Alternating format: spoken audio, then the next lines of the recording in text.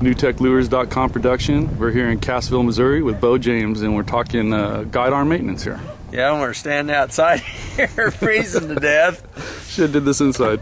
All right, I've had lots of people call and want to know about trimming the weed guards off, so I want to show you. Here is one the way they are to start with, and we pre-trim them for you. Yeah, show them the length we originally trimmed them at. I'm going to show you about where we normally trim them to. So they're right just at the barb of the hook. Let me zoom in on that. My phone's going crazy. You see that? Yep. Right at the barb of the hook. Okay. What that is, that's kind of like training wheels. The guys there's a lot of people that just really don't have good feel, and they can't tell when they're coming over brush or nothing, or like your kids, whatever. Well, you can put this jig on for them, and they can pull it through anything. So that's kind of how we trim them for the public. Right. On initial feel, till they get used to the jig, till they get used to the feel of it coming over obstacles. But now here's how I fish with it. Here's how Bobo does it. Here's how I fish with it. So I trim that thing off to where they're just is barely going to touch the hook tip. So really you can kind of do it in 3 stages. To the barb, and then I do it a lot of times halfway between the point and the barb, and then Bobo just does it right to the tip. So we'll just get a shot of that.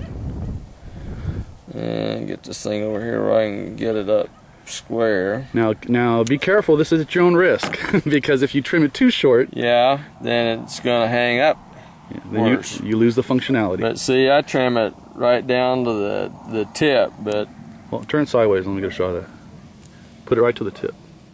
Well, let me find the jig in the sun here. Okay.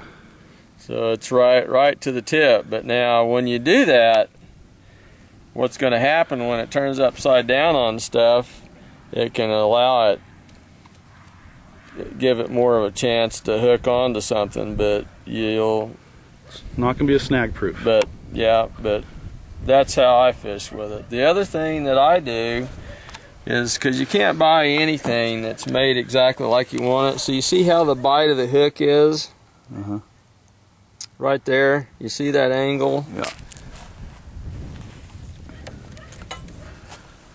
What I do is I take a pair of needle nose pliers and I put them right in this bend of the hook right here. Right in the throat. Yeah. And I give that thing a little bit of squeeze, and you see it raising the hook point out. Now let's check that bite. So we tweak it out just a hair. Now see how much more bite that has? That's how I fish with it. Now you guys can do what you want to, but you know, I've fished with them for years, and that's what I do. So that would be how I fish that jig myself personally.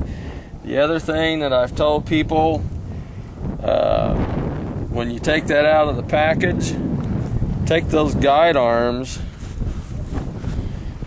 and wad them around, mash them up and down, back and forth. Break them in a little. Yeah, because these things, you can't do this with bristle.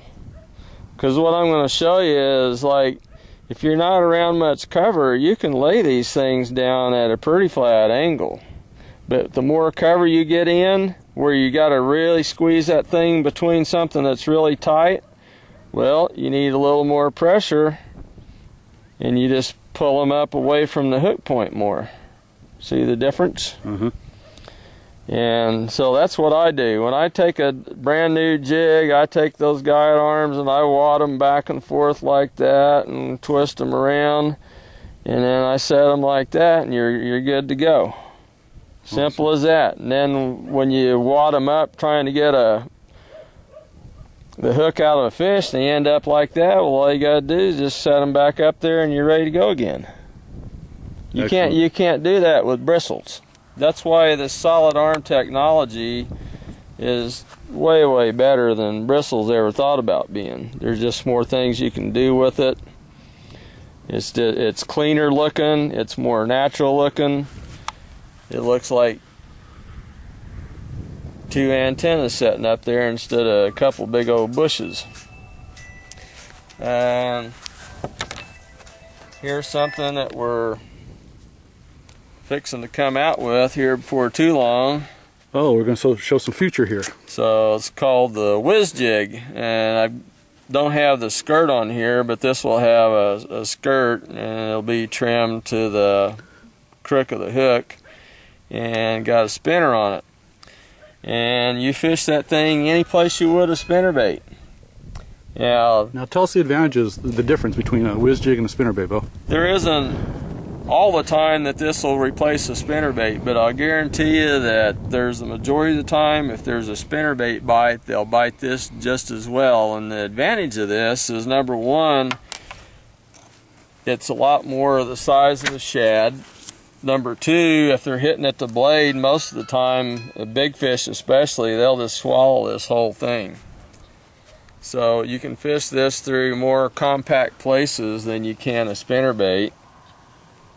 It's more natural looking through the water, and you don't have the wire to tune and mess and break in. And because this head doesn't roll, it just runs right through the water. And explain how sometimes with the spinnerbait, they're actually, you're thinking you're getting a bite, but what are they really hitting, Bo? The blades. You know, and how I finally came upon this was down at Falcon. It was so windy one day you couldn't fish anything but a spinnerbait.